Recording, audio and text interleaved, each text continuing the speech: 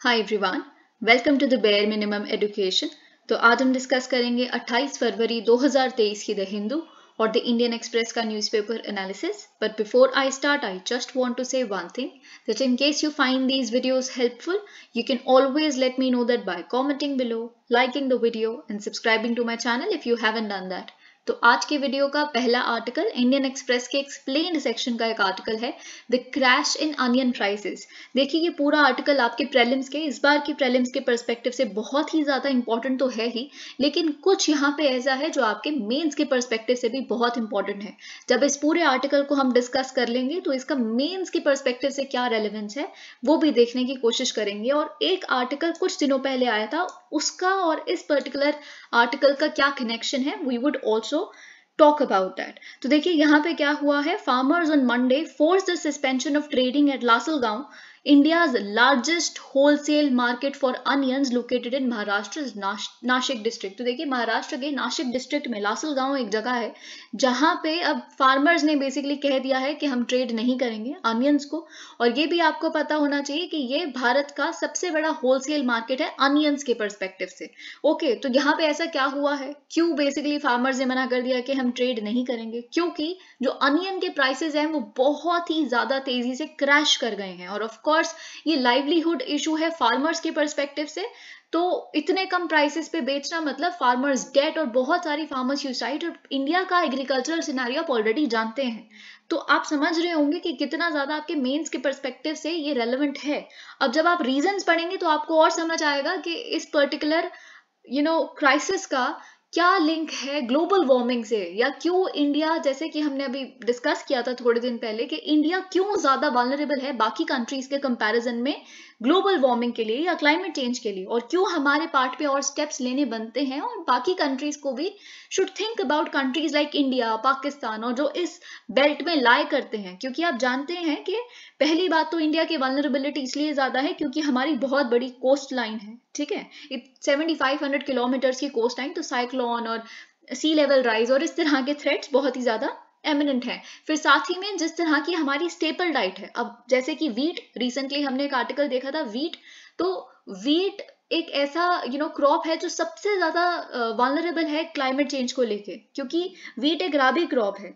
तो अगर फरवरी में ही हम हाफ टी शर्ट्स में आ गए हैं और इतना ज्यादा जब गर्मी आ गई है, तो आप खुद सोचिए वीट के केस में क्या होगा। हीट शॉक रेजिस्टेंट वेराइटीज बनाई जा रही हैं IARI द्वारा, अगर आपको याद हो तो वैसे ही अनियंस के केस में भी कैसे हम देख रहे हैं क्लाइमेट चेंज की वजह से we are seeing crash in prices.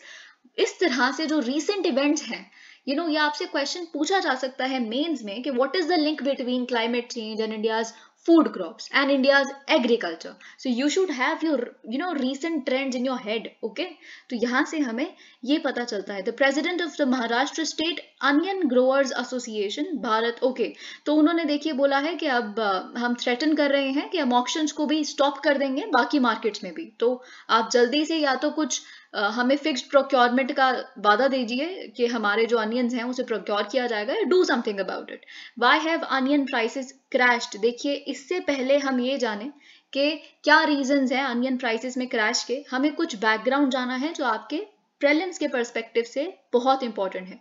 देखिए फार्मर्स ग्रो करते हैं अनियंस को 3 तरह के सीजन्स में, ठीक है। तो पहला होता है खारीफ, जिसको ट्रांसप्लांट किया जाता है जून जुलाई में और हार्वेस्ट किया जाता है सितंबर अक्टूबर में। आप बहुत ध्यान से समझने की कोशिश कीजिए। दूसरा होता है लेट खारीफ अनियन क्रॉप्स, जिसे ट्रांसप्लांट किया जाता है सितंबर अक्टूबर में, हार्वेस्ट किया जाता है जनवरी फरवरी में। और फिर आता है राबी। तो राबी में ट्रांसप्लांटेशन होती है दिसंबर जनवरी के करीब और हार्वेस्टिंग होती है मार्च अप्रैल के करीब, ठीक है। तो जो हार्वेस्टेड क्रॉप है ना, वो जैसे ही हार्वेस्ट किया मार्केट नहीं चली जाती एक ही गो में, ऐसा नहीं हो सकता। तो ट्रांचेस में धीरे धीरे थोड़ा थोड़ा करके रिलीज किया जाता है फार्मर्स द्वारा मार्केट में अपने उगाए गए और हार्वेस्ट किए गए अनियंस को। क्योंकि अगर आप एक ही झटके में सारा अनियन लेके आ जाएंगे, और जब तीनों सीजन्स में ग्रो हो रहे हैं, ठीक है, अनियंस, तो क्या होगा, सप्लाई बहुत ज्यादा बढ़ गई, डिमांड तो उतनी ही है, स्टैग्नेंट रहेगी, तो सप्लाई जब कुछ ज्यादा ही सप्लाई हो जाती है तो ऑटोमेटिकली एक चीज की कीमत कम हो जाती है, ठीक है। तो इससे क्या होगा, क्रैश इन प्राइसेस हो सकता है। इसीलिए धीरे धीरे ट्रांचेस में निकाला जाता है ये तीनों ही सीजन के क्रॉप्स को। तो जो खारीफ अनियंस होते हैं they are marketed right up to February. देखिए यहाँ पे क्या लिखा है कि खारीफ जो क्रॉप्स हैं अनियन के, उन्हें हार्वेस्ट किया जा रहा है सितंबर अक्टूबर में, लेकिन फेब्रुअरी तक बेसिकली उनका ही स्टॉक रिलीज किया जाता है मार्केट में, ठीक है। तो वही चलते हैं। वैसे ही अगर हम लेट खारीफ देखें, लेट खारीफ की यहाँ पे हार्वेस्टिंग हमने कब देखी, जनवरी फरवरी में हो रही है, लेकिन लेट खारीफ मई जून के तक चलते हैं, इन्हीं को मार्केट किया जाता है, ठीक है। तो बोथ खारीफ, अब ये बहुत इंपॉर्टेंट है आपके प्रीलिम्स के पर्सपेक्टिव से, जो खारीफ और लेट खारीफ अनियंस हैं उसमें काफी ज्यादा मॉइस्चर होता है, जिसमें बेसिकली ये 4 महीनों के लिए आप इन्हें स्टोर करके रख सकते हैं। इसीलिए तो फरवरी तक खारीफ क्रॉप्स मार्केट में है, समझ रहे हैं ना। लेकिन अब देखिए यहाँ पे आपको समझना है कि मॉइस्चर जिस भी पर्टिकुलर प्रोडक्ट में ज्यादा है तो उसकी वल्नरेबिलिटी ज्यादा हो जाती है कि वो खराब जल्दी हो सकते हैं। ऑल्दो 4 महीने भी बहुत अच्छा एक पीरियड है, बट स्टिल जितना ज्यादा मॉइस्चर उतना ज्यादा खराब होने की उसकी टेंडेंसी, उतनी कम शेल्फ लाइफ आप इसे कह सकते हैं, ठीक है। तो ये, लेकिन राबी अनियंस में ऐसा नहीं होता। तो आपके प्रीलिम्स के पर्सपेक्टिव से ये डिफरेंस बहुत इंपॉर्टेंट है, क्योंकि देखिए आप जानते हैं कि जो राबी अनियंस हैं वो विंटर स्प्रिंग मंथ में उगाए जाते हैं, तो ऑब्वियसली इनमें लो मॉइस्चर कंटेंट होता है। तो लो मॉइस्चर कंटेंट है तो कम से कम 6 महीने तो ये स्टोर करके हम इन्हें रख सकते हैं। It is the rabi crop that feeds the market through the summer and monsoon months till October. तो ये राबी क्रॉप ही है जो बेसिकली समर में, मॉनसून मंथ्स में जिन्हें मार्केट किया जाता है, ठीक है। अब इससे रिलेटेड भी कुछ फैक्ट्स हैं जो आपके प्रीलिम्स के पर्सपेक्टिव से काफी इंपॉर्टेंट है, जो हम पूरे आर्टिकल में देखेंगे। The current price collapse has primarily to do with a sudden rise in temperatures, very important. तो ये जो करंट प्राइस कोलैप्स हो रहा है इसके जो ताल्लुकात हैं वो रिसेंटली जो हमने टेम्परेचर्स अचानक से फरवरी में ही बढ़ते हुए देखे हैं उसके साथ हैं। तो देखिए आप ऑलरेडी जानते हैं कि जिन तरह के अनियंस में, यानी कि खारीफ क्रॉप्स की अगर हम बात करें जिसमें ऑलरेडी हाई मॉइस्चर है, they are prone to quality deterioration, right, heat shock की वजह से, ठीक है।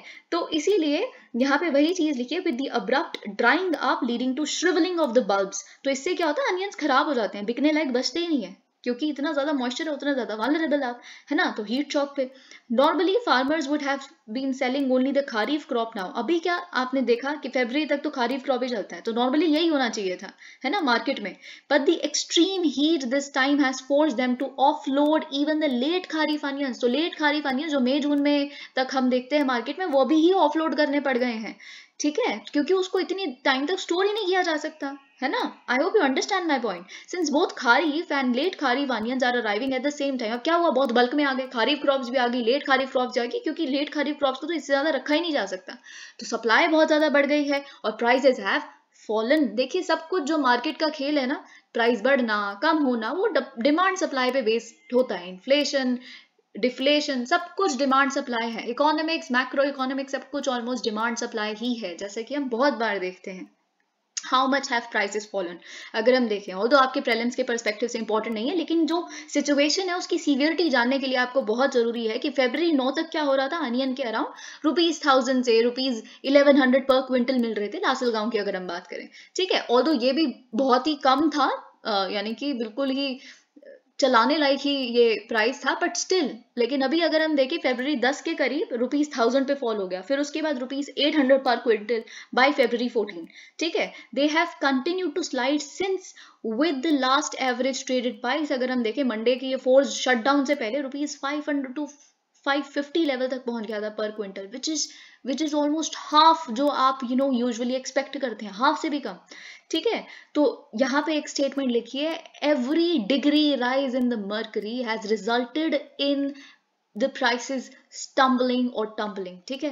तो ये चीज आई थिंक आपको समझ आ रही है। Is there any reason for the drop in prices, any other reason? Okay, तो अब हमने ये देख लिया कि टेम्परेचर राइज हुआ एंड ऑल ऑफ दैट, ये सब कुछ हमने देख लिया। फिर kharif crop, late kharif crop, दोनों को बल्क में लाना पड़ गया, प्राइसेस हैव क्रैश्ड। लेकिन क्या कोई और भी रीजन है प्राइसेस के ड्रॉप में? महाराष्ट्र अकाउंट, बहुत इंपॉर्टेंट आपके प्रीलिम्स के पर्सपेक्टिव से, महाराष्ट्र अकाउंट करता है around 40% of India's annual onion production of 25 to 26 million turns, ठीक है, जिसमें से ये जो 25 to 26 मिलियन टन है, इसमें से 1.5 to 1.6 मिलियन टन एक्सपोर्ट भी किए जाते हैं। लेकिन अगर हम महाराष्ट्र को छोड़ दें, क्योंकि वो तो नंबर 1 पे आ गया, ठीक है, तो महाराष्ट्र को अगर हम छोड़ दें तो मध्य प्रदेश है, जिसमें से 16 to 17% शेयर आता है पूरे एनुअल प्रोडक्शन का। मध्य प्रदेश है, फिर कर्नाटका है, फिर उसके बाद गुजरात है, राजस्थान है, बिहार है। Rajasthan, Bihar 5 to 6% each contribute करते हैं। So these are the major producers. Okay, improved water availability from good monsoon. तो देखिए क्या हुआ है, हमने इस बार क्या देखा था कि अच्छी वाटर अवेलेबिलिटी हो पाई थी गुड मॉनसून रेन्स की वजह से, ठीक है। तो इसमें क्या हुआ, जो फार्मर्स हैं एमपी में, राजस्थान में, कर्नाटका में, गुजरात में, तो उन्होंने जो अनियंस क्रॉप किए वो और बड़े एरिया में क्रॉप किए, ठीक है। तो इससे क्या हो रहा है, ये वाली जो स्टेट्स है ना महाराष्ट्र को छोड़ के भी, इन्होंने भी basically they are also forced to offload their late kharif crops, right. तो इनका भी स्टॉक आ गया है। सो बहुत सारी सप्लाई हो गई है, डिमांड इतनी है नहीं है, ठीक है। तो इसीलिए क्या हुआ है, prices have crashed. Can the government help, very important. तो यहाँ पे जो डिमांड आ रही है फार्मर्स के लीडर्स है, उनका ये कहना है कि देखिए गवर्नमेंट को पहली बात तो एक फ्लोर प्राइस फिक्स कर देना चाहिए, ₹1000 पर क्विंटल। ओके, इससे कम पे परचेज होगी ही नहीं, ये चीज बोल देनी चाहिए। फ्लोर प्राइस का मतलब यही होता है, राइट। इससे ऊपर हो सकती है, नीचे नहीं हो सकती। फर्दर इट शुड, साथ ही में इनको डायरेक्ट करना चाहिए नाफेड को कि आप प्रोक्योरमेंट शुरू कीजिए, ठीक है। तो this comes amid social media. देखिए ऐसा क्यों हुआ है, ये डिमांड्स रखी जा रही हैं, और कैसे हम ऑपोजिशन में इतनी प्रोटेस्ट भी क्यों देख रहे हैं, क्योंकि सोशल मीडिया में काफी स्टोरीज फ्लड कर रही हैं।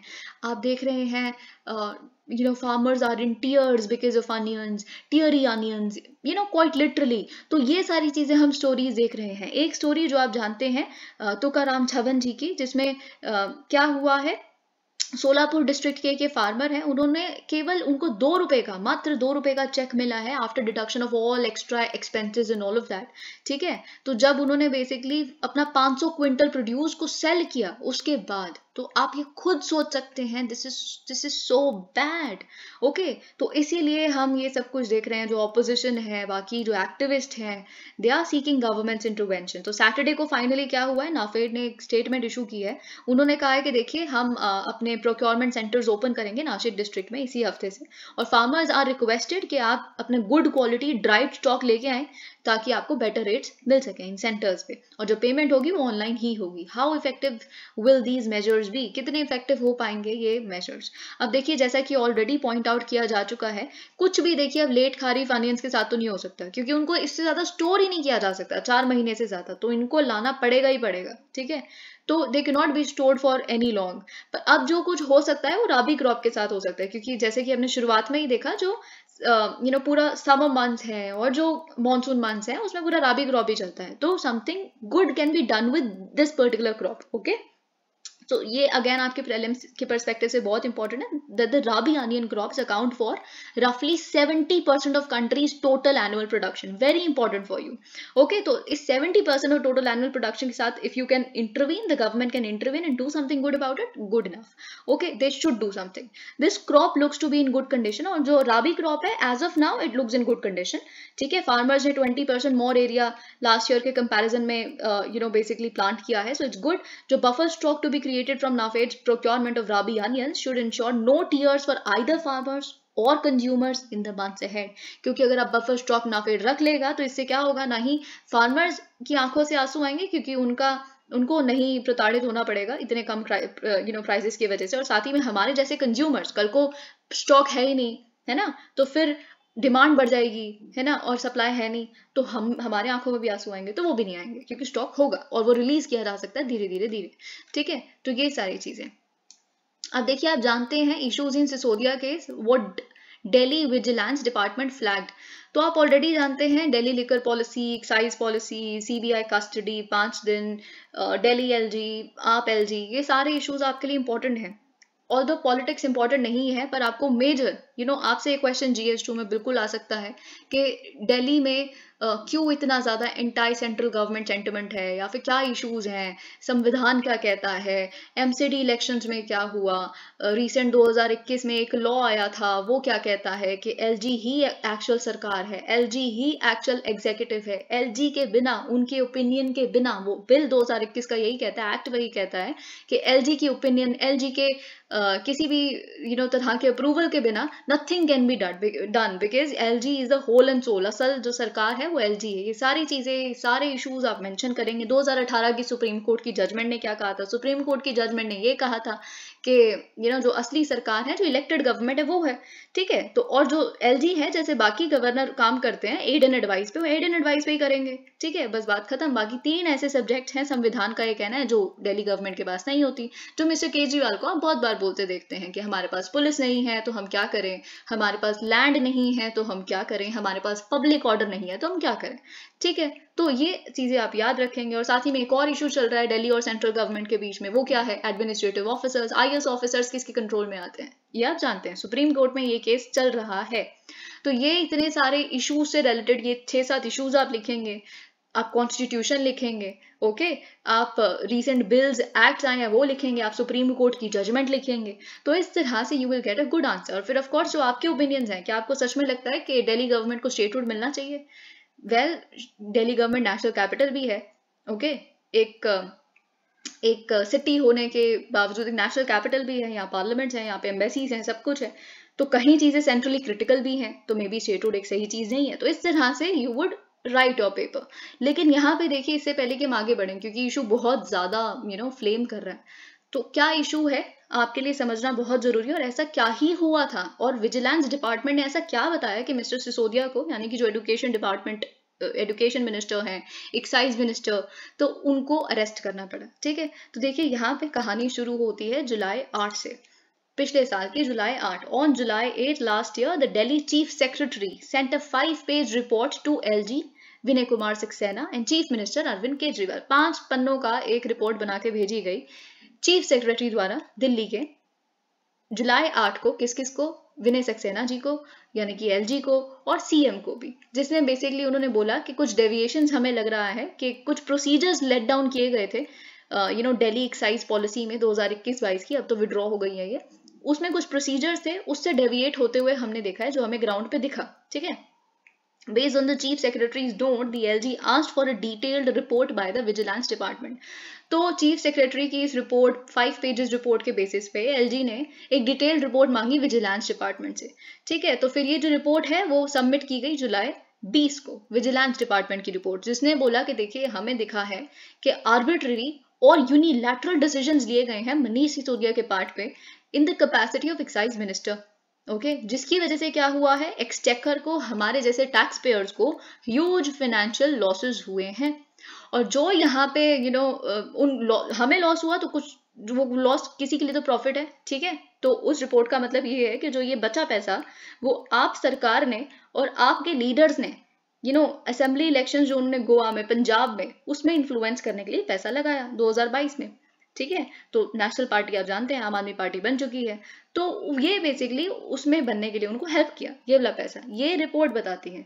On July 22 Saxena recommended N investigation by the CBI. तो जुलाई 20 को ये रिपोर्ट आई, जुलाई 22 को क्या हुआ, मिस्टर सक्सेना, मिस्टर एलजी, उन्होंने रेकमेंड की एक इन्वेस्टिगेशन सीबीआई द्वारा होगी। तो क्या पहले चीफ सेक्रेटरी आए थे, फिर उसके बाद विजिलेंस डिपार्टमेंट आया था, फिर उसके बाद अब सीबीआई आ गई, ठीक है। तो इसीलिए Sisodia was arrested on Sunday night. The Delhi government has maintained, Delhi सरकार का ये कहना है कि देखिए पॉलिसी का एम एकमात्र यह था कि हमें जो लिकर बाइंग का एक्सपीरियंस है सिटी में, उसे इम्प्रूव करना है, और साथ ही में we wanted to allow excise to reach its full revenue generating potential, full revenue generate हो हम जो भी एक्साइज डिपार्टमेंट से, वो हमारा एम था इस पॉलिसी का। तो जो मेन एलिगेशंस है विजिलेंस डिपार्टमेंट की रिपोर्ट में, वो क्या क्या है, जिसके बेसिस पे, उस रिपोर्ट पे ही तो सीबीआई ने अपना केस बिल्ड किया है। तो वो क्या क्या एलिगेशंस हैं, तो आप ध्यान से सुनिएगा। डिस्काउंट्स 1+1 स्कीम्स, आप जानते हैं, देखिए ये चीज यहाँ नहीं लिखी, लेकिन आपके इस बार के मेंस के पर्सपेक्टिव से, GS4 के पर्सपेक्टिव से भी बहुत इंपॉर्टेंट है, क्योंकि हम लिकर बैन बिहार के केस में, गुजरात के केस में, और फिर उसके बाद हुज ट्रेजेडी, फिर उसके बाद हमने दिल्ली के केस में भी लिकर का एक चीज देखा, क्योंकि ये जो दिल्ली एक्साइज पॉलिसी थी उस पर इतना ज्यादा डिस्काउंट मिल रहा था, क्योंकि तभी तो विड्रॉ करना पड़ा। तो एक एलिगेशन तो एथिकल भी थी ना, एथिकल ये थी कि देखिए अगर आप एक खरीदो एक फ्री, है ना, ऐसे अगर लिकर बिकने लग पड़ा, तो जो एथिकल कॉनोटेशन है स्टेट के पार्ट पे, state is the patriarch if we go by that explanation, है ना। तो क्या आप अपने बच्चों को, because you are a welfarist state, तो आप क्या उनको अडिक्ट्स बनाना चाहते हैं? क्योंकि ये तो इससे तो यही होगा, है ना। और हमारा जो संविधान है उसका एक डीपीएसपी ये कहता है, अगर हम गांधीयन डीपीएसपी की बात करें तो, कि आपको बेसिकली एक समय पे आके ये जो लिकर है उसको जितना प्रिवेंट कर सके करना है, ठीक है। तो वो तो नहीं होता हुआ दिख रहा, तो वहां पे एक एथिकल कॉनोटेशन भी इन्वॉल्व थी, और तो ये चीज यहाँ पे नहीं लिखी, लेकिन क्योंकि आपके एथिक्स के पर्सपेक्टिव से बहुत इंपॉर्टेंट है तो आप लिखेंगे। ओके तो देखिए यहाँ पे लिखा है रिपोर्ट में कि हेफ्टी डिस्काउंट्स ऑफर किए गए थे लिकर रिटेलर्स, दुकानदारों द्वारा लिकर के, जिसकी वजह से मार्केट डिस्टॉर्शंस हो गई थी, ठीक है। एक के साथ दो फ्री भी थे कहीं कहीं शॉप्स पे, तो है ना, एक बॉटल खरीदी है दो फ्री, कुछ कुछ ऑफ टाइम पे आएंगे, 4 बजे आएंगे, 5 बजे आएंगे, ठीक है। And that licensees were issuing advertisements, और इसीलिए ऑफ कोर्स जब आपने इस तरह के डिस्काउंट्स देने हैं तो आप बड़े लुभावे तरीके से एड्स भी करेंगे, ठीक है। जिनको लाइसेंस दिया हुआ है तो इस तरह की एड जिसमें उन्होंने लिकर प्रमोट किया हुआ है through various means. According to the report the excise department had allowed, तो जैसे कि यहाँ पे हमें पता चल रहा है रिपोर्ट के हिसाब से एक्साइज डिपार्टमेंट यानी कि मनीष सिसोदिया जी के डिपार्टमेंट ने अलाउ किया हुआ था 25% का डिस्काउंट, ठीक है, allegedly on the basis of a note. अब लेकिन यहाँ पे एक चीज है कि ये कोई वहां पे जो पॉलिसी डिसाइड की गई उसमें नहीं था, ना कि इसमें काउंसिल ऑफ मिनिस्टर्स ने पार्टिसिपेट किया था, जी नहीं। इसमें ये जो 25% का डिस्काउंट था ये केवल सिसोदिया जी ने एक नोट निकाला था अप्रैल 1 2022 में, उसके बिहाफ पे था, ठीक है। तो रिपोर्ट शोड एक्टिव इंटरफेरेंस, तो क्या हुआ बेसिकली मनीष सिसोदिया जी के पार्ट पे, उनके डिपार्टमेंट के पार्ट पे फ्री मार्केट पॉलिसी में एक इंटरफेरेंस, एक्टिव इंटरफेरेंस देखी, ठीक है।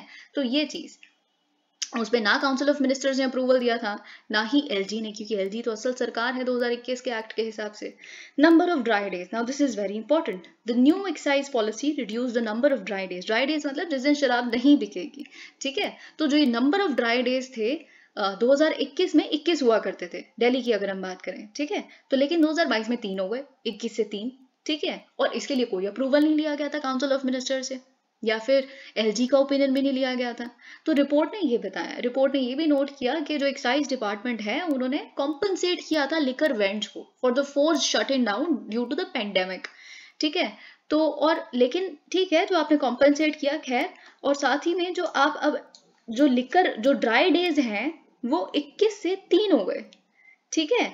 तो एक्सटेंशन यहाँ पे एक्स्ट्रा डेज नहीं बिक रही है अब शराब, तो उसके बेसिस पे लाइसेंस फीस बढ़नी जानी चाहिए थी। तो जो एडिशनल लाइसेंस फीस थी वो क्यों नहीं ली गई लार्जर सेल्स के लिए, ओके। तो ये चीज यहाँ पे रिपोर्ट ने कही। The report flagged the apparent reversal of Sisodia's early policy on dry days. देखिए क्या हुआ था 2015 में, दिसंबर का महीना है, असिस्टेंट कमिश्नर जो है एक्साइज डिपार्टमेंट का, उन्होंने सजेस्ट किया था कि देखिए जो नंबर ऑफ ड्राई डेज है ना, अभी 23 है, 2015 की अगर हम बात करें, इसको हमें दिल्ली की दिल्ली की एक्साइज की पॉलिसी को हमें बेसिकली क्या करना चाहिए, we should make that in line with Uttar Pradesh और हरियाणा की एक्साइज पॉलिसी, जहाँ पे 3 दिन के करीब ही होता है, ठीक है। तो ये बेसिकली हमने करने को वहां पे सजेस्ट किया गया था, जिससे क्या होगा जो स्मगलिंग है लिकर की दिल्ली में वो कम हो जाएगी। देखिए जो ड्राई डेज पे होता है, फिर जैसे कि लिकर बैन में सबसे बड़ा एलिगेशन और क्रिटिसिज्म यही है कि बैन तो किसी चीज का सोल्यूशन नहीं हो सकता। बैन करने से क्या होता है, किसी भी चीज को आप बैन करते हैं, अगर देखिए ये एलिगेशन तो जो लीगल एज बढ़ाने की बात हो रही है लड़कियों की 21 तक करने की बात हो रही है, तो उससे क्या हम उसके लिए रेडी हैं? क्योंकि हमने एक मैप देखा है बाकायदा जिसमें ये पता चल रहा है कि भारत की 60% जो लड़कियां हैं वो 21 से पहले शादी कर लेती हैं। तो अगर कल ही without any cool off period एक एक्ट आ गया जिसके तहत ये सारी मैरिजेस इलीगल होगी तो क्या होगा, ठीक है। तो वही बात यहाँ पे भी चल रही है, बैन जो है ना वो चीजों को बस अंडरग्राउंड कर देता है, फिर वो इलीगल बन जाती हैं, ठीक है। तो इसीलिए यहाँ पे इससे अच्छा है कि ड्राई डेज को कम ही कर दीजिए ताकि स्मगलिंग ना हो। ऑन December 11 दैट ईयर, लेकिन उसी समय दिसंबर के उसी महीने में 2015 के मिस्टर सिसोदिया ने कहा था कोई रीजन दिए बिना कि देखिए ऐसा नहीं हो सकता, हम we can not cut the dry days, okay. लेकिन जनवरी 6 2021 में अचानक से पता नहीं क्या हुआ, मिस्टर सिसोदिया ने अप्रूव कर दिया सेम प्रपोजल को जो दिल्ली एक्साइज पॉलिसी जो यानी कि उस समय के असिस्टेंट कमिश्नर ने दी थी, ठीक है, अपनी दिल्ली एक्साइज पॉलिसी 2021-2022 में, ठीक है, without taking approval of council of ministers. Again यहाँ पे वन मैनशिप दिख रही है। रिपोर्ट का कहना है senior government officials pointed out that Delhi's liquor policy could have been in consonance with UP's or could not have been in consonance with UP's और Haryana because the Delhi government does not have। अब देखिए यहाँ पे फिर एक report एक जो senior government officials है वो ये भी कहते हैं कि जो दिल्ली की एक्साइज पॉलिसी है वो यूपी और हरियाणा जैसी हो ही नहीं सकती, क्योंकि जो दिल्ली है उनके पास ना पुलिस है, ना कैपिटल, ना ही लैंड है, ठीक है। तो इस केस में बेसिकली ये चीज नहीं हो सकती। Okay, in fact one of the legal undoings of the scheme was the opening of, अब ये बहुत इंपॉर्टेंट है और ये काफी ज्यादा क्रिटिसिज्म भी हो रही है इस केस में, मतलब मनीष सिसोदिया जी की। यहाँ पे क्या हुआ था, हमने लिकर शॉप्स खुलती हुई देखी थी नॉन कन्फर्मिंग एरियाज में, यानी कि जो मोस्टली अनऑथराइज्ड कॉलोनीज है वहां पे भी, which is in violation of the master plan for Delhi 2021. Okay, extension of licenses. The report said that the licenses issued to liquor retailers were extended. अब ये बहुत इंपॉर्टेंट है, जो लाइसेंस इशू किया गया था उसे एक्सटेंड कर दिया गया अप्रैल 1 2022 से लेके मई 31 2022 तक, और फिर उसके बाद एक और बार और जून 1 2022 से लेके जुलाई 31 2022 तक। लेकिन इसके लिए कोई अप्रूवल अगर नहीं लिया गया काउंसिल ऑफ मिनिस्टर्स या फिर कोई ओपिनियन नहीं लिया गया एलजी द्वारा, ठीक है। तो इस तरह का एक्सटेंशन जो it was given by excise officials on their own without any increase in the tendered licence fee, तो देखिए इसके लिए इंक्रीज भी नहीं की गई लाइसेंस फी को। ओके, जो टेंडर डॉक्यूमेंट साइन हुआ होगा लाइसेंस के समय, तो उसमें कुछ इंक्रीज भी नहीं हमने देखा, वो बस एक्सटेंड हुई, ठीक है। तो ये चीज बेसिकली कॉन्ट्रोवेंशन में जाती है जो असल काउंसिल ऑफ मिनिस्टर्स ने एक्साइज पॉलिसी अप्रूव की थी। ओके, जहाँ पे लिखा था which said that the license fee may be increased at the end of 2021-2022 after considering the real time based actual sale data, जो सेल के डेटा के बेसिस पे बढ़ाना कम होना था। According to the report, no such exercise was undertaken by the officers of the department, and the extension of the license period without an increase in fee prima facie led to undue benefit to the licensees without any justification. तो जो licensees हैं यानी कि जो liquor shops वाले हैं दुकानदार, उनको undue advantage हो गया, ठीक है। waivers license fees. The report flagged the blanket relaxation given by the excise department in case of default in the payment of license fees. ऐसा क्यों, ठीक है, जिसको अप्रूव किया गया सिसोदिया जी द्वारा।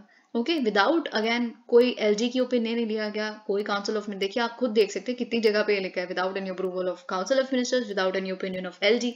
तो इनके ओपिनियन के लिए बिना बेसिकली क्या हुआ था, ब्लैंकेट रिलैक्सेशन दिया गया था कि अगर आपने डिफॉल्ट कर दिया, लाइसेंस फी आप नहीं भर पाए हैं, ठीक है, बिकॉज ऑफ सम रीजन, तो इसीलिए आपको हम वेवर दे रहे हैं, कोई बात नहीं भर पाए तो हम आपको आपके बिहाफ पे उसको पे करेंगे, या फिर कोई जरूरत नहीं है पे करने की। It said licence fees worth rupees 144.36 crore were waived in January 2022 on pretext, यानी कि बोला तो यही गया कि जो कोविड रिस्ट्रिक्शंस थी इस वजह से काफी उनको लॉसेस हुआ और लाइसेंस फी वो नहीं भर पाए, all of that. According to the report, liquor licensees had first approach the Delhi government for a waiver and. Okay, तो ये सारी चीजें यहाँ पे हमने देख ली। On February 1, Sisodia had directed the department to provide pro rata licence fee relief to each licensee for closed events. तो वही सारी चीजें यहाँ पे लिखी है, और जबकि ऐसा पॉलिसी में कुछ नहीं लिखा कि, और साथ ही में एक्साइज डिपार्टमेंट के अकाउंट्स ब्रांच ने कहा था कि इस तरह का वेवर नहीं मिलना चाहिए, इस तरह का कॉम्पनसेशन नहीं मिलना चाहिए, फिर भी मिला। तो ये पूरा केस है, there's nothing much into it, इससे ज्यादा। अब देखिए हमें एक एडिटोरियल डिस्कस करना है। जैसे कि आपको याद होगा, मैं बहुत बार आपको कह चुकी हूँ कि आपको प्रकाश सिंह जजमेंट पढ़ के जानी है, क्योंकि वो पुलिस रिफॉर्म्स के ऊपर है। प्रकाश सिंह जी ने, आपको याद हो अगर आप ये वीडियोस रेगुलरली फॉलो करते हैं, तो एक रिसेंटली आर्टिकल लिखा था जब I think Prakash Singh judgment का सितंबर में या पता नहीं कौन से महीने में, जब प्रकाश सिंह जजमेंट की एक एनिवर्सरी थी, तो उसमें उन्होंने बताया था कि 10 तरह के रिफॉर्म्स लेना बहुत जरूरी है आज की पुलिस में, जिसमें बहुत सारे मेजर्स थे जो हमने डिस्कस किए थे। और मैंने आपको कहा था कि 10 के 10 आपको नोट करने चाहिए, आप 5 भी रेप्लिकेट कर पाए अगर अपने पेपर में, चाहे वो क्वेश्चन आपके GS2 में आता है, चाहे वो GS4 में आता है, you should have good pointers ready, क्योंकि प्रकाश सिंह जी ने खुद ने कहा है, ठीक है। और आप जानते हैं फेमस, वेरी फेमस प्रकाश सिंह जजमेंट। ओके, तो और उसमें जैसे एक, अगर मैं आपको कुछ पॉइंट्स याद दिलाने की कोशिश करूं, तो उसमें से एक पॉइंट ये था कि हमें पॉलिटिकल इंटरफेरेंस को खत्म करना चाहिए, पहली बात तो पुलिस से, ठीक है। तो ये बहुत सारे ऐसे, उन्होंने CBI में बोला था कि CBI को और कुछ ऑर्गेनाइजेशंस को you should be giving this statutory provision, बहुत सारी ऐसी कॉन्स्टिट्यूशनल प्रोविजन, ताकि टीथ मिले उनको और पॉलिटिकल इंटरफेरेंस कम हो, बहुत सारे ऐसे उन्होंने सजेशंस दिए थे। अब देखिए यहाँ पे हम क्यों डिस्कस कर रहे हैं शैडोज इन पंजाब। ऑल्दो आप जानते हैं खालिस्तान मूवमेंट आपको पोस्ट इंडिपेंडेंस हिस्ट्री और ऑफ कोर्स आपके खालिस्तान मूवमेंट GS3 के पर्सपेक्टिव से भी इंपॉर्टेंट है क्योंकि इंटरनल सिक्योरिटी मैटर भी है, ठीक है। तो लेकिन यहाँ पे हम ये आर्टिकल थोड़े डिफरेंट पर्सपेक्टिव से डिस्कस करेंगे। तो scenario 1 if I read, there is reservation agitation in Haryana from February 7 to 22 2016। तो ये बेसिकली reservation agitation यानी कि जो प्रोटेस्ट चली थी हरियाणा में 2016 के समय, उसका केस यहाँ पे रिवोक किया जा रहा है, ठीक है, इवोक किया जा रहा है। यानी कि जो एजिटेटर्स थे वो they would riot across the state damaging property worth ₹20,000 crore। There is complete administrative paralysis and there are scenes of police running away. तो हमें ऐसे सीन्स पता चले कि पुलिस भाग रही थी और पीछे पीछे जो हूलीगन्स थे वो भाग रहे थे, जो गैंगस्टर, जो बहुत सारे ऐसे लाठी लेके, ठीक है। तो ये हमारे पास पहला सिनेरियो है। सिनेरियो 2 हमारे पास आता है February 9, 2023, बहुत रीसेंट। कौमी इंसाफ मोर्चा protesters armed with lathis and kirpans and some of them riding on horses or driving tractors, जिन्होंने डिमांड किया कि रिलीज कीजिए 20 लोगों को जो आपने डिटेन करके रखे हुए हैं, ठीक है। तो एक क्लैश हमने देखा पुलिस के साथ चंडीगढ़ मोहाली बॉर्डर पे, ठीक है। तो जिसमें while marching to the office residence of the Punjab chief minister also the police beat a retreat because as one of them said, तो पुलिस ने कुछ यहाँ पे नहीं किया, वो पीछे क्यों हट गए? क्योंकि यहाँ पे उनमें से किसी एक ने कहा कि अगर हम नहीं भागे होते तो जो प्रोटेस्टर्स हैं they would have killed us। Okay, तो प्रोटेस्टर्स एज पर दी FIR टूक अवे, और प्रोटेस्टर्स अपने साथ 20 पुलिस बैरिकेड्स भी उन्होंने ले लिए, एक टीयर गैस गन भी ले गए, एम्यूनिशन हेलमेट्स भी ले गए, हम ठीक है, शील्ड्स भी ले गए, बॉडी प्रोटेक्टर्स भी ले गए। फिर सिनेरियो 3 आता है, ठीक है, जो अभी हमने अमृतपाल सिंह के केस में देखा।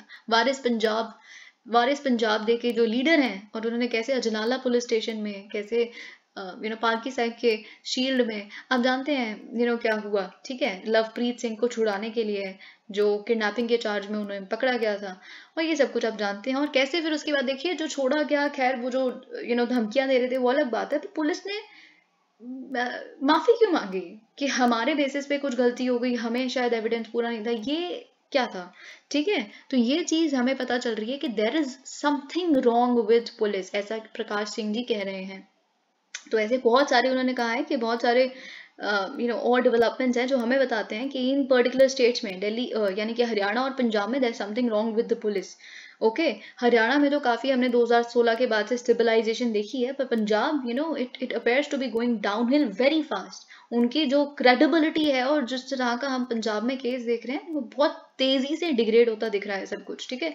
It is facing the problems on multiple fronts. अब बहुत इंपॉर्टेंट है, देखिए खालिस्तान मूवमेंट में अगर आपने वो वीडियो मिस की है तो मैं आपको फिर बता देती हूँ। जैसे कि नॉर्थ ईस्ट में हो रहा है, नॉर्थ ईस्ट में जब आपसे एक क्वेश्चन पूछा जाता है इंसर्जेंसी या माओइस्ट इंसर्जेंसी पे क्वेश्चन आता है, कुछ भी इस तरह का जो क्वेश्चन आता है, तो आप क्या लिखते हैं उसमें कि at the roots of it lies, ये ऐसे क्वेश्चन 3-4 बार आए हैं कि सोशो इकोनॉमिक रीजंस है माओइस्ट इंसर्जेंसी और इस सब चीज़ों के, ठीक है। तो क्या सोशो इकोनॉमिक रीजंस हैं? क्योंकि वहाँ तक प्रॉस्पेरिटी नॉर्थ ईस्ट जो है वो ऑलमोस्ट आज तक हम देखते हैं कि वहां तक प्रॉस्पेरिटी रीच कर नहीं पाई मेनलैंड की, ठीक है, और वो सबसे बड़ा रीजन है। तो जब वो जो लीडर्स हैं माओइस्ट लीडर्स, कितना आसान है उनको ये बताना कि उधर के लोगों को कि देखिए सरकार क्या है, कुछ नहीं है, आप तो इस गवर्नमेंट के पार्ट भी नहीं है, ये गवर्नमेंट आपको बस एक्सप्लॉइट करती है। क्यों आप उतने अमीर नहीं है, क्यों आपके पास वो जॉब अपॉर्चुनिटीज नहीं है जो मेनलैंड में बच्चों के पास है, लोगों के पास है? क्यों? क्योंकि सरकार डजंट केयर अबाउट यू। तो इसीलिए हमें मिलके ओवरथ्रो करना है स्टेट को, यही तो है CPI माओइस्ट का एजेंडा, यही तो था, ठीक है। तो ये सारी चीजें हम देखते हैं। तो फिर ये आप ऐसे बहुत सारे सोशो इकोनॉमिक के, अनएम्प्लॉयमेंट बहुत ज्यादा है, प्रोस्पेरिटी वहां तक पहुंची नहीं है, उनको कभी भी अमालगमेट किया ही नहीं गया है मेन स्ट्रीम सोसाइटी के साथ, ऐसी बहुत सारी चीज़ें लिख के, और फिर आप लिखते हैं पोरस बॉर्डर्स हैं, बहुत सारी ऐसी चीज़ें यू कंक्लूड। वैसे ही जो खालिस्तानी मूवमेंट का प्रेजेंट अगर हम सिनेरियो देखें तो उसके बेसिस पे भी लाई करता है कुछ सोशो इकोनॉमिक रीजंस, जैसे agriculture is not doing good in Punjab, right, then this unemployment कितनी ज़्यादा है, ड्रग एडिक्शन कितनी ज़्यादा है, और जो प्रो खालिस्तानी लोग हैं, जो अमृतपाल सिंह, जैसे कि मैंने आपको बताया था कि जो आपने क्लिप अगर देखी होगी तो उसमें वो पुलिस पुलिस वालों को जाके कह रहे हैं अजनाला में ही कि अगर आपसे ये काम नहीं होता, अगर आपसे ये काम नहीं हो पा रहा ड्रग एडिक्शन को संभालने का, तभी तो मुझे ये करना पड़ रहा है। तो पर खैर ऑफ कोर्स वो कोई ड्रग एडिक्शन का तो कोई बात ही नहीं थी, आपने किसी अपने एड को छुड़वाया वहां से, कहाँ बात लिंक हो रही है, बट स्टिल ये एक वॉइड प्रोवाइड करता है ऐसे लोगों को क्रेडिबिलिटी देने के लिए, ठीक है। तो ये सारे सोशो इकोनॉमिक रीजंस हैं, so something must be done about it. तो आप जानते हैं कि अभी जो हमारे होम मिनिस्टर हैं, ही हैज सेड दैट वो एक नशा मुक्ति यात्रा चलाएंगे पंजाब में। Let's see what happens in that case, but of course it is a very good example for you if it fructifies into something. Okay, तो ये आप सोशो इकोनॉमिक रीजंस दिखेंगे।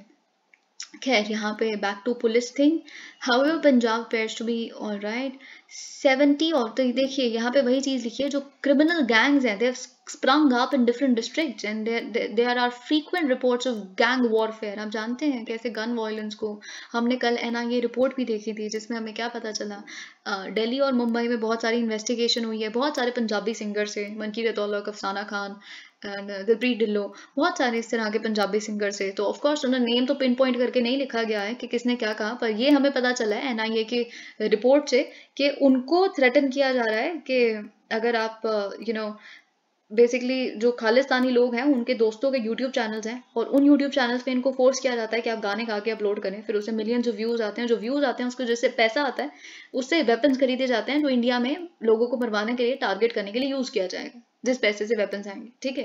तो ये सारी चीजें हमें पता चल रही हैं। और ये Amritpal Singh, he is no, उसके पीछे कौन है हमें नहीं पता, ऑफकोर्स ये कोई लोकल गैंगस्टर है, दुबई से आया हुआ है, जो भी ये सारी चीजें यहाँ पे लिखी है। 70 ऑर्गेनाइज्ड गैंग्स, 70 ऑर्गेनाइज्ड गैंग्स हैं जिसमें 500 से ज्यादा मेंबर्स हैं पर गैंग जो स्टेट में एक्टिव हैं। तो आप खुद सोचिए कितना क्या ही सिनेरियो चल रहा है वहां पे। People are being targeted on the borders of gangsters on foreign soil. Drugs आबिंग और कैसे ड्रग स्मगलिंग हो रही है स्टेट में। 40% of Punjabi youth, very important data for you, जो 40% पंजाबी यूथ है in the age group of 15 to 20 years, वो they have fallen prey to drugs. 40%, it's huge. Okay, ये रिसेंट NCRB की रिपोर्ट बताती है, आपको याद होगा, ये भी हम डिस्कस कर चुके हैं। 48% of farmers and labourers are addict to. Pakistan has been dropping weapons and drugs through drones on a large scale। हमारे पास खाने के पैसे नहीं है, लेकिन आपकी कंट्री, आपसे दुश्मनी बरकरार है, आपको हम खत्म करके ही रहेंगे। ये बस पाकिस्तान इसी फंडे पे जीता है, उनको और कुछ है ही नहीं है। खुद का क्या मतलब चल रहा है, रोटी खाने के पैसे नहीं है, but they will somehow manage to send drones with a lot of drugs, a lot of weapons into India। Okay, according to BSF, there is virtually a bombardment of drones। बहुत सारे drones आ रहे हैं। On top of all of that, there is a well orchestrated plan to revive terror। और साथ ही में हम जानते हैं सबके साथ साथ गैंग वॉरफेयर, गैंगस्टर्स और ये जो ड्रग्स और ड्रोन्स आ रहे हैं, इन सब के साथ साथ हमें पता है कि पूरी तैयारी चल रही है टेररिज्म को रिवाइव करने की स्टेट में। Pakistan never give up. तो देखिए, जैसे कि मैंने अभी आपको सोशो इकोनॉमिक रीजंस बताए, तो इसका एक एक्सटर्नल रीजन भी है, वो पाकिस्तान है, ठीक है। बॉर्डर स्टेट, ये तो आप लिखेंगे, इसके बिना तो चल ही नहीं सकता आपका पाकिस्तान इशू के बिना आंसर ही नहीं पूरा होता, ठीक है। It has all along been sheltering. और देखिए, बहुत सारी ऐसी ऑर्गेनाइजेशन थी जिनको हमने बैन किया, जिनको हमने पूरी तरह से खत्म कर दिया जब ये मिलिटेंसी को डील किया गया, पर उसमें से कुछ ट्रेसेस रह गए, जैसे बब्बर खालसा इंटरनेशनल के, इंटरनेशनल सिख यूथ फेडरेशन के, खालिस्तान जिंदाबाद फोर्स के। तो ये बेसिकली अभी भी इनके जो बेसिस हैं पाकिस्तान में, देयर ऑपरेटिंग फ्रॉम देयर। और जो ISI है वो भी काफी एड करती है सिख डायस्पोरा में इस तरह के गलत चीजों को फैलाने में, ठीक है। कि जैसे हमने सिक्स फॉर जस्टिस, जो अभी बेसिकली रेफरेंडम हुआ कनाडा में, ऑस्ट्रेलिया में, UK में, ठीक है। तो वो ISI का बहुत बड़ा रोल है इसमें। And no small measure for Khalistani aggression. और आप देख रहे हैं कि UK में क्या हो रहा है, कनाडा में क्या हो रहा है, ऑस्ट्रेलिया में हो क्या रहा है खालिस्तानी इशू को लेके। The straws in the wind, The straws in the wind have been there for quite some time। लेकिन ऐसा नहीं है कि अचानक से अभी हमें ये चीज उठती हुई दिख रही है। अगर हम 2014 के समय पे भी जाएं, तो जो दमदमी तक्सल हैं, जिनके लीडर हुआ करते थे भिंडरावाला जी, ठीक है। तो भिंडरावाले के इस ग्रुप ने बेसिकली मेमोरियल जर्नैल सिंह भिंडरावाले के लिए और बाकी मिलिटेंट्स जिन्होंने ऑपरेशन ब्लू स्टार में अपनी जान गंवाई थी, गोल्डन टेम्पल के प्रेमाइसिस के अंदर ही इनके स्टैचूज को, इनके बेसिकली मेमोरियल को बिल्ड किया गया था, ठीक है। तो अब देखिए, यहाँ पे कुछ ऑब्जेक्शंस आई थी सरकार, बहुत सारे ऑफिशियल्स की तरफ से, but they gradually died down. अब ये फेट कंप्लाई बन चुका है, मतलब जो है सो है, अब है वो मेमोरियल वहां पे और सब जाते हैं, ठीक है। 2016-17 की अगर हम बात करें, there were targeted murders of RSS workers. In 2018 जो अमरिंदर सिंह है, यानी कि कैप्टन अमरिंदर सिंह, जो अब BJP जिन्होंने ज्वाइन कर लिया, पहले कांग्रेस से चीफ मिनिस्टर थे, उन्होंने होम मिनिस्ट्री को अर्ज किया था कि देखिए, कॉम्प्रिहेंसिव स्ट्रैटेजी की बहुत ज्यादा जरूरत है ताकि ये जो एक्सट्रीमिज्म मुझे रिवाइव होता पहले ही दिख रहा है, सो लेट्स पहले इसको ख़त्म कर देना चाहिए, पर अभी तक तो ऐसा कुछ नहीं हुआ। खैर, are openly displayed on the street. देखिए खालिस्तान प्रोटेस्टर्स, तो अब हम देख रहे हैं कि जो भिंडरा वाले की इमेजेस, खालिस्तानी पोस्टर्स, ये बहुत ही यूबिक्विटस बन चुके हैं, है ना, पंजाब में, चंडीगढ़ में, स्पेशली ऑपरेशन ब्लू स्टार के दिन तो आप ये सब कुछ जानते हैं, ठीक है। The administration has always been turning Nelson's eye to these developments, क्योंकि देखिए क्या है ना, पॉलिटिकली कन्वीनियंट भी तो है, चाहे कोई भी पार्टी हो उनके लिए, क्योंकि सबको पता है कि इसका कुछ पोर्शन तो है ही, मतलब आप समझ रहे हैं राइट। ऑपरेशन ब्लू स्टार को तो बहुत ही क्रिटिसाइज भी किया जाता है, तो nobody does anything about it, है ना। तो ये चीज़ यहाँ पे लिखी है। But in the long run, पर अगर हम लॉन्ग रन की बात करें, ये इस तरह का एटीट्यूड हमेशा काउंटर प्रोडक्टिव ही निकलता है। फिर जो आज हम देख रहे हैं वो एक मैग्नीफाइड फॉर्म है, जो जिसे पहले हम खत्म कर सकते थे। Is the police capable? क्या पुलिस केपेबल है पंजाब की डीलिंग विद सिचुएशन जो पंजाब में उभर रहा है? Certainly yes it is. और ये वही पुलिस है जिसने उस समय के टेररिज्म को जो पंजाब में आया था उसको खत्म किया था, ठीक है। तो अगर एक क्लियर पॉलिटिकल डायरेक्शन हो तो टेररिज्म को वाइप आउट किया जा सकता है। एक्सीलेंट पुलिस ऑफिसर्स हों who lead from front, you can do it. उस समय पे जो था, the state government of Punjab has unfortunately been fiddling with the police, ठीक है। यहाँ पे हमें स्टेट गवर्नमेंट के पार्ट पे बहुत सारी चीज़ें गलत दिख रही हैं, ओके। तो यही सारी चीज़ें यहाँ लिखी है। My experience is that political bosses advising critical scenario is generally to handle the situation tactfully and not use force which would embarrass the government और इरोड इट्स वोट बैंक।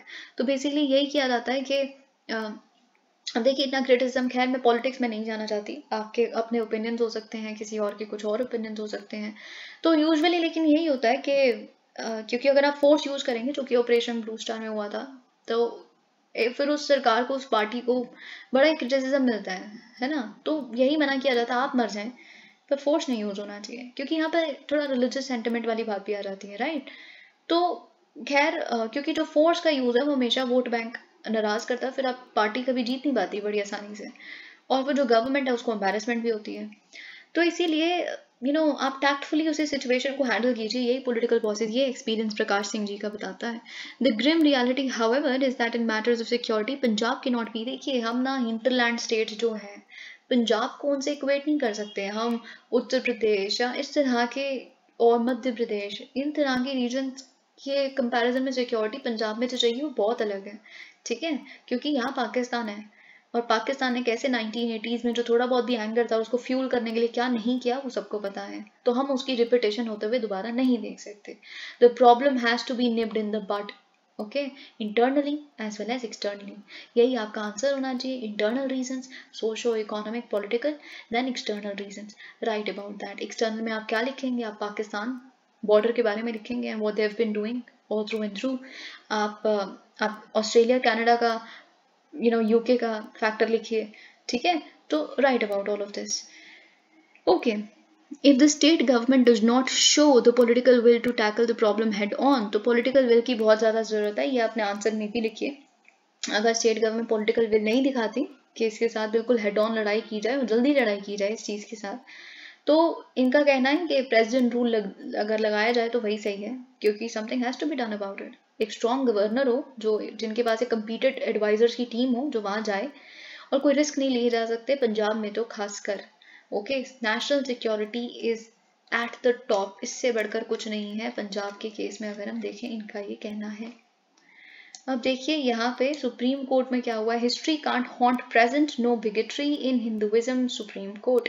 तो सुप्रीम कोर्ट ने देखिए एक petition को dismiss करते हुए, petition क्या कह रही थी कि सेंटर को डायरेक्ट कीजिए कि वो एक कमीशन बनाए ताकि जो ओरिजिनल नेम्स हुआ करती थी प्लेसेस की उसे रिस्टोर किया जाए, जिनको बार्बरिक फॉरेन इन्वेडर्स ने जिनका नाम दिया था, ठीक है। सुप्रीम कोर्ट ने मंडे को कहा देखिए कंट्री हमेशा पास्ट का प्रिजनर बन के नहीं रह सकती, और court should not be an instrument to create that havoc, हम ऐसा नहीं कर सकते। Hinduism is a way of life, because of that India ने असिमिलेट किया है हर किसी को, या आप GS1 में पढ़ते हैं राइट, एसिमिलेशन, अमेलगमेशन, वासुदेव कुटुंबकम, ठीक है। ये जो सोशो वाला जो पार्ट है आपके सोशल इशूज, और आई डोंट रिमेम्बर एग्जैक्टली वो कौन सा पार्ट होता है, तो उसमें आप ये पढ़ते हैं GS1 में। Because of that, we are able to live together, said Justice Nagaratna, BB Nagaratna, who also disapproved the petition. So, the divide and rule policy of the British brought about schism in our society. Let us not bring that back. So, India, that is Bharat, is a secular country. A country cannot remain a prisoner of the past. India is wedded to the rule of law, secularism, constitutionalism, of which Article 14 stands out as the grand guarantee of both equality and fairness in state action. तो ये सारी चीजें हमने देख लिया. अब देखिए हमें द हिंदू के आर्टिकल्स डिस्कस करने हैं. चाइना ब्लास्ट्स यूएस एजेंसीज कोविड-19 lab leak report again. This is not dying out. खैर, अब यहाँ देखते हैं क्या हुआ है. चाइना ने मंडे को कहा है, देखिए, US stop politicising scientific research. अब ऐसा क्यों हुआ है? क्योंकि वॉशिंगटन की एक एजेंसी ने फिर से एक रिपोर्ट निकाली है जिसने कंक्लूड किया है कि देखिए, जो कोविड पैंडेमिक था, हो सकता है, इट्स लाइकली कि वो शुरू हुआ हो लेबोरेटरी से, लैब लीक हुआ हो चाइनीज में. The famous Trump's lab leak theory, जिसमें देखिए ऐसा नहीं है, इंडिया ने भी एक पार्ट पे, हम भी बिलीव करते हैं कहीं ना कहीं, क्योंकि हम कह नहीं सकते, क्योंकि हम चाइना को ऑफेंड नहीं करना चाहते. हम बहुत ही प्रूडेंट रहते हैं अपनी बातचीत में, भाषा में. अभी भी हम बहुत क्रिटिकल नहीं होते चाइना के कभी भी, ऑल्दो वो कंट्री पता नहीं क्या ही करती है. Good on our part. पर फिर भी ऑस्ट्रेलिया, इंडिया, हम नेशन से भी कहा था, अच्छा ठीक है, एक बार इन्वेस्टिगेट तो करवा ही लो WHO से, नहीं है लैब लीक, पर वो तो हम साथ देते हैं, वो हमने दिया भी था उसमें कंसेंट अपना. लेकिन फिर से ये इशू हम दोबारा उभरते हुए देख रहे हैं. एक क्लासिफाइड इंटेलिजेंस रिपोर्ट ने रिसेंटली प्रोवाइड किया है व्हाइट हाउस को और कांग्रेस के मेंबर्स को. उस रिपोर्ट को वॉल स्ट्रीट जर्नल में लिखा गया है और हमें पता चला है कि US energy department concluded that the pandemic most likely arrows from a laboratory leak. अब देखिए यहाँ पे साथ में ये भी लिखा है कि पर हमें बहुत कम कॉन्फिडेंस है, पर है कि कुछ तो लाइकली है. Okay, a laboratory origin of the pandemic was considered to be extremely. अब लेकिन आप जानते हैं कि WHO की एक्सपर्ट्स की कमेटी गई थी, कमीशन गई थी, कहाँ गई थी? चाइना गई थी. ठीक है, तो सारे एक्सपर्ट्स थे पूरे हर कंट्री के, और उन्होंने कंक्लूड किया था कि बहुत ही अनलाइकली है, इट इज एक्सट्रीमली अनलाइकली कि ये साइंस बेस्ड है ना, ये सारी चीजें, मतलब पैंडेमिक इस तरह से नहीं हुआ. ठीक है, सर्टन पार्टी शुड स्टॉप. अब इसीलिए चाइना ने कहा है कि सर्टन पार्टीज, उनको बंद कर देना चाहिए ये बार बार आप जो रीहैशिंग करते रहते हैं लैब लीक नैरेटिव का. Stop smearing China and stop politicising origins tracing. लेकिन यहाँ पे एक बड़ी आपको काफी अजीब बात लगेगी कि चाइनीज ऑफिशियल्स है ना, चाइनीज ऑफिशियल्स बहुत, चाइना में तो आम जनता ये चीज बिलीव करती है कि जो वायरस है ना उसके है लैब ओरिजिन, लेकिन वो लैब यूएस में था, चाइना में नहीं था. तो ये थी, और चाइना में काफी प्रेवलेंट है ये थ्योरी. ठीक है, वहाँ के बड़े सारे आपको मीडिया आउटलेट में ये चीज पब्लिसाइज होती हुई दिख जाएगी कि यूएस लैब लीक थ्योरी है ये. ठीक है, तो वही चीज यहाँ पे लिखी है. ओके, तो और बहुत लोग बिलीव करते हैं कि वुहान में इसका ओरिजिन हुआ ही नहीं है. पूरी बाकी कंट्रीज बेवकूफ हैं, और वैसे भी चाइना ही तो एक प्लैनेट है, बाकी तो प्लैनेट्स है ही नहीं कोई. China lies at the core, China is the sun, China is the star, China is it is. Okay, no peaceful resolution at the moment. Kremlin on China's proposal on Ukraine. तो देखिए यहाँ पे Kremlin ने कहा है, यानी कि Moscow ने, यानी कि रशिया ने कहा है कि मिस्टर फ्रेंड चाइना, आपने बहुत अच्छा सजेशन दिया है. 12 पॉइंट पेपर जो निकाला है, पीस पोजीशन अपनी यूक्रेन के बेसिस पे, जिसमें चाइना ने कोशिश की है कि एक न्यूट्रल पार्टी निकल के आए और मीडिएट कर सके अगर हो सके तो दोनों कंट्रीज के बीच में. लेकिन अब वेस्ट को समझ आ गया चाइना न्यूट्रल तो नहीं है, तो ये मीडिएट नहीं कर सकते. हमें एक्सपेक्टेशन थी कि शायद चाइना मीडिएशन करे. क्यों नहीं कर सकती? क्योंकि उन्होंने इसमें लिखा है कि जो ब्लॉक है उस मेंटालिटी को, ब्लॉक मेंटालिटी की एक्सटेंशन को छोड़ देना चाहिए, यानी कि नेटो. तो मतलब न्यूट्रल तो आप नहीं है, क्योंकि आपने टारगेट कर दिया है यहाँ पे. ठीक है, पर खैर मॉस्को का ये कहना है कि our friend we actually value, हमने बहुत अटेंशन के साथ आपका प्लान देखा है, पर अभी वैसी स्थिति ही एग्जिस्ट नहीं करती ग्राउंड लेवल पे एट द मोमेंट कि हम इसको कंक्रीटाइज कर सकें, इसको हम इम्प्लीमेंट कर सकें. तो अगर समय आएगा यूक्रेन में ऐसा तो हम करेंगे, पर अभी तो वो टाइम नहीं है. और राइट, देखिए अब यहाँ पे एक रिपोर्ट आई है जिससे पता चलता है Karnataka is best equipped to supply renewable energy, says the report. तो देखिए रिपोर्ट क्या है. Karnataka is currently the state with the best equipped power systems to transition its electricity system from being fossil powered to renewable energy sources, followed by Andhra Pradesh and Gujarat. तो number 1 पे कर्नाटका है, number 2 पे आंध्र प्रदेश है, number 3 पे गुजरात है. ये एक analysis बताता है किसका, institute for energy economics and financial analysis. तो ये बेसिकली रिपोर्ट ये कहती है कि कर्नाटका ऑलमोस्ट 100% अपनी इलेक्ट्रिसिटी को ट्रांजिशन कर सकता है, ठीक है, नॉन फॉसिल फ्यूल बेस में। और आप जानते हैं कि हमारा टारगेट क्या है कि हमें अपनी 50% नॉन फॉसिल फ्यूल से इलेक्ट्रिसिटी लेके आनी है, ठीक है, ये सब कुछ आप जानते हैं। Centre has approved the intra state, अब देखिए यहाँ पे कुछ भी नहीं लिखा। The authors of the analysis prepared a scoring system. तो यहाँ पे देखिए 16 स्टेट्स को स्कोरिंग सिस्टम के बेस पे रैंक किया गया। ये 16 स्टेट अकाउंट करती हैं भारत की 90% ऑफ इलेक्ट्रिसिटी प्रोडक्शन को। तो परफॉर्मेंस बेसिकली 4 ब्रॉड पैरामीटर्स पे देखी गई।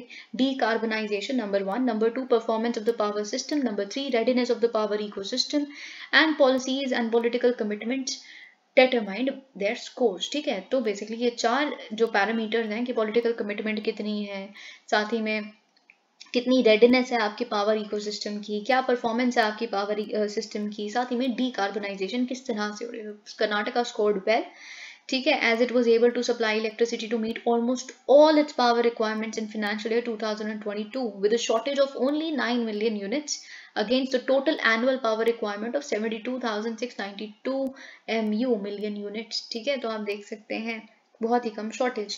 द स्टेट ऑल्सो एक्सीड, अपना जो इनका टारगेट था सेग्रीगेट करने का फीडर्स को, 16% सरप्लस है उस केस में, और 100% उन्होंने टारगेट अचीव कर लिया है स्मार्ट मीटर्स को एस्टैब्लिश करने में। तो देखिए हमने कर्नाटका देख लिया, आंध्र प्रदेश सेकंड है, 3 गुजरात है, लेकिन सबसे बुरा कौन परफॉर्म कर रहा है? बिहार, हरियाणा, उत्तर प्रदेश, ठीक है।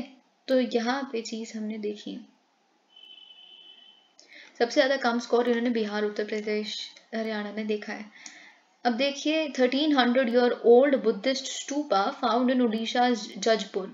तो आपको बस यहाँ पे इतना ही पता होना चाहिए कि archaeological survey of India they stumbled upon a 1300 year old stupa right in the middle of a mining site. तो ओडिशा के जजपुर डिस्ट्रिक्ट में माइनिंग चल रही थी, ठीक है।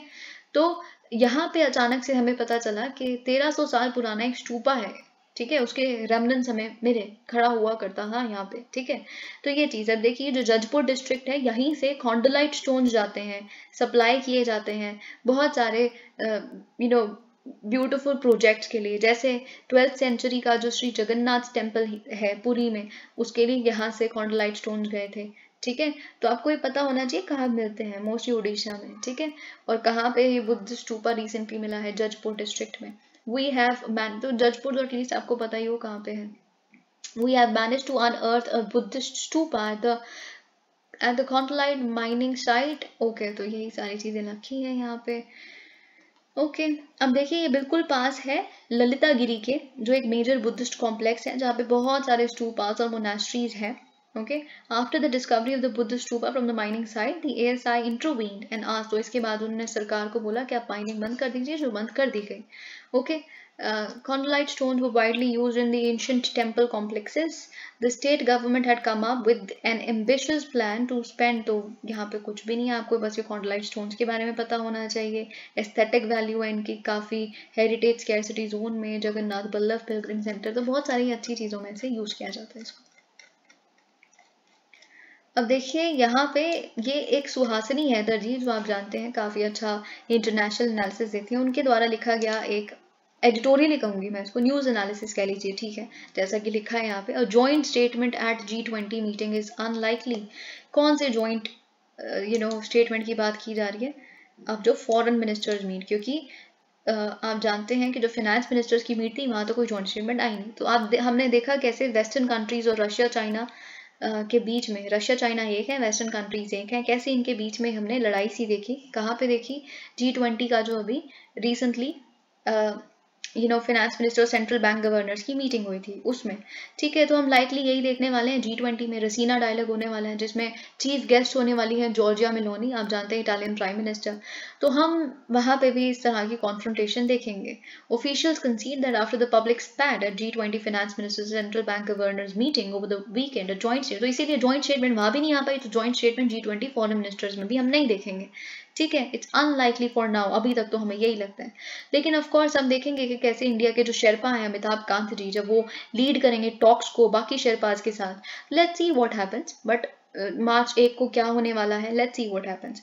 पर अगर वो कंसेंसस पे रीच करने में फेल हो जाते हैं तो इंडिया फिर वही एक चेयरमैन्स आउटकम स्टेटमेंट निकालेगा, ये हम होप करते हैं। जैसा कि हमने चेयरमैन्स आउटकम स्टेटमेंट निकाली, कब निकाली? अभी रिसेंटली बेंगलुरु वाली फिनेंस मिनिस्टर्स मीट पे, ठीक है। तो ये चीज़ अब जिसके लिए हमें रशिया ने प्रेज भी किया कि हमने काफ़ी सजगता से दोनों चीज़ों को बैलेंस करते हुए अपना स्टेटमेंट निकाली। बॉयकॉट एट बाली, तो देखिए tensions which saw Russia and China come out publicly together on a multilateral stage for the first time since the war in Ukraine began, okay, are likely to be more pronounced at Russia foreign. अब देखिए यहाँ पे तो हम और ज्यादा लड़ाई देखने वाले हैं, क्योंकि अभी तो रशिया फॉरेन मिनिस्टर नहीं थे सर्गेई लैवरोव, ना ही चाइनीज फॉरेन मिनिस्टर थे जो किंग गैंग है, ठीक है। जब दिल्ली में ये आएंगे वेंसडे को इनॉग्रल रिसेप्शन के लिए जो राष्ट्रपति भवन में होगी, तब तो हम और टेंशन देखेंगे। क्योंकि देखिए बाली में जब G20 समिट हुआ था जुलाई के, अगर हम यहाँ पे बात करें तो जो फॉरेन मिनिस्टर थे सारी G7 कंट्रीज के, उन्होंने इनॉग्रल डिनर को ही मिस कर दिया था। क्यों किया था? क्योंकि यहाँ पे बेसिकली लवरोव थे, ठीक है, सर्गेई लवरोव रशिया के, तो इसीलिए उन्होंने उसको ही स्किप कर दिया। तो ये डिनर बेसिकली अब जो ये डिनर होने वाला है जो दिल्ली होस्ट करेगी, ये इससे कुछ दिन पहले आप जानते हैं UNGA की वोट हुई है जिसमें इंडिया ने एब्सटेन किया है। इंडिया, साउथ अफ्रीका, चाइना, हमने ये एब्सटेन किया है, बाकी तो G20 की सारी कंट्री ने फेवर में ही वोट किया है उस रेजोल्यूशन के, ठीक है। After the Bengaluru G20 meet the Russian foreign ministry issued, and और उसके बाद जब बेंगलुरु की G20 अभी मीट हुई, रशियन फॉरेन मिनिस्ट्री काफ़ी, उसके बाद हमने उनकी पार्ट पे काफ़ी एंगर देखा। उनकी प्रेस स्टेटमेंट ने ये बताया कि आप ब्लैकमेल करते हैं, ओपन ब्लैकमेल है ना, और आपकी वजह से कभी कोई कंसेंसस रीच नहीं होता, कलेक्टिव डिसीजंस ले ही नहीं पाता कोई इंसान आपकी वजह से, यही वर्ड्स यूज़ किए गए थे, राइट।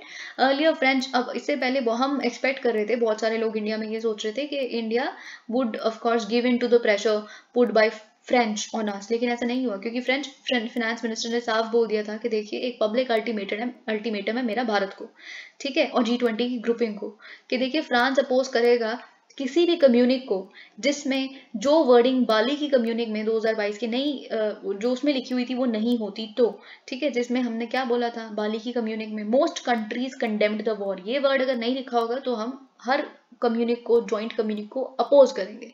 लेकिन इवेंचुअली फिर India being the smartest country it is, India के नेगोशिएटर्स ने फिर कहा ठीक है हम क्या करेंगे, दोनों वर्जन्स को सेपरेटली रिलीज कर देंगे और कोई जॉइंट स्टेटमेंट नहीं रिलीज करेंगे। हमने अपना ओपन डॉक्यूमेंट ऐसे निकाल दिया, ठीक है, जिसमें मोस्ट कंट्रीज वाला भी था और रशिया चाइना का जो व्यू था वो भी था, ठीक है, कि उनके सैंक्शंस की वजह से तो हिट हो रहे हैं बाकी कंट्रीज, ठीक है। तो formal national security adviser Shiv Shankar Menon उनका कहना है कि देखिए फाइनली ना इसने एक प्रेसिडेंट सेट कर दिया है हमारे आउटकम स्टेटमेंट ने, कि अब यही हम आगे भी फॉलो कर सकते हैं, तो इसीलिए अब हमें एम ही नहीं करना चाहिए जॉइंट स्टेटमेंट को। और China and Russia now set a pattern where they can go through, okay, तो उन सबके लिए एक पैटर्न सेट हो गया है, ठीक है, चाइना रशिया के लिए पैटर्न सेट हो गया है कि हम कुछ भी बोल तो सकते ही हैं, है ना, उनके लिए वेस्ट के लिए सेट हो गया है, और सबसे बढ़िया तो भारत के लिए एक पैटर्न सेट हो गया है कि फाइनली ठीक है जॉइंट स्टेटमेंट की दिक्कत ही नहीं है, हमने वे आउट अपना निकाल लिया है काफी safe. Quad and SCO meet, तो देखिए उसके बाद क्या होने वाला है, हम जानते हैं Modi government is to host a meeting of Quad foreign ministers, इसी की साइडलाइन पे G20 मीटिंग की, तो of course Russia and China wouldn't be happy about it. साथ ही में लेकिन उसके बाद SCO की भी तो मीटिंग होने वाली है गोवा में, फॉरेन मिनिस्टर्स मीट, आप जानते हैं बहुत ही जल्द, तो उसमें क्या होगा, रशिया चाइना आएंगी, उनकी इन्विटेशन उन्हें जा चुकी है, तो गुड इनफ, हम सबको बैलेंस करना सीख रहे हैं, ठीक है। देखिए this is not important, this I just read for my own thing. Supreme court raps government on plea on ED chief's term, तो देखिए सुप्रीम कोर्ट ने it is reacted sharply on Monday के that it is not concerned with the politics when the government claimed that opposition to the piecemeal tenure extensions granted to enforcement director SK Mishra is by members of the political parties trying to subvert ongoing investigations against their leaders।